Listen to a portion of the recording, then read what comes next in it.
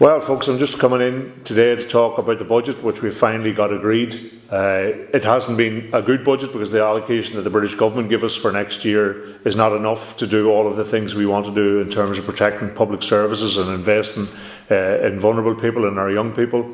But nonetheless, I have worked very hard to try and stretch that budget as far as I can across all the departments to add some pots of money that became available to us to that, to try and make sure we prioritise the things that we need. This has been a really, really tough year.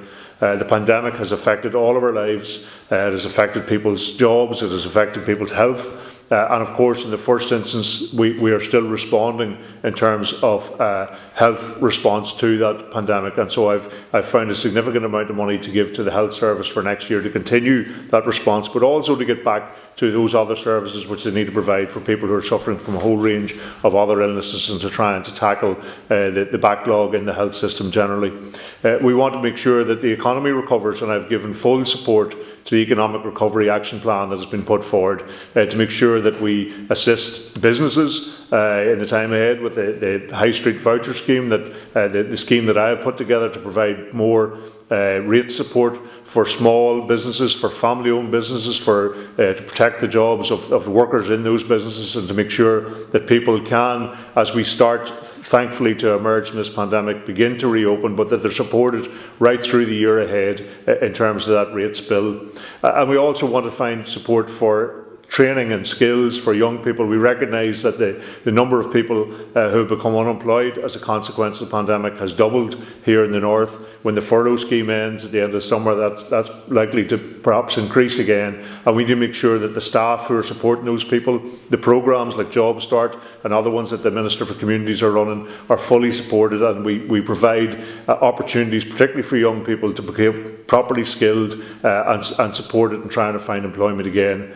We also recognise that this has been a very severe impact on schools and our young people in education, and so I've found additional money for the Department of Education to support young people going back into school, those who have lost out as a consequence of not being able to attend school in the normal fashion. A range of issues like free school meals, support for people after schools, the Engage programme. All of these things are vital to try and ensure we play some degree of catch-up, and we get our young people back to not only to school and learning, but actually to mixing with their friends. We recognise the damage and the mental health damage in some occasions that this has had on young people. So we need to give them all the support we possibly can going forward. So it has been a very challenging budget.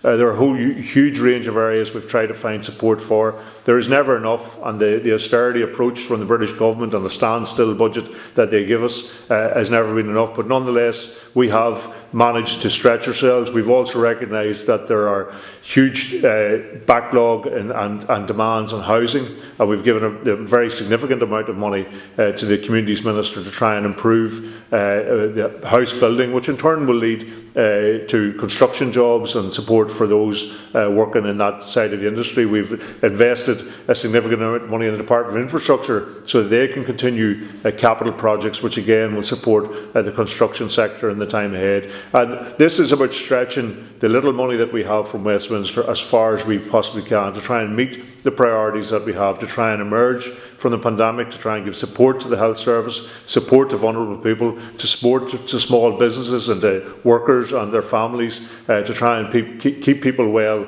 in the time ahead, try and build our way out of this pandemic and into a proper recovery.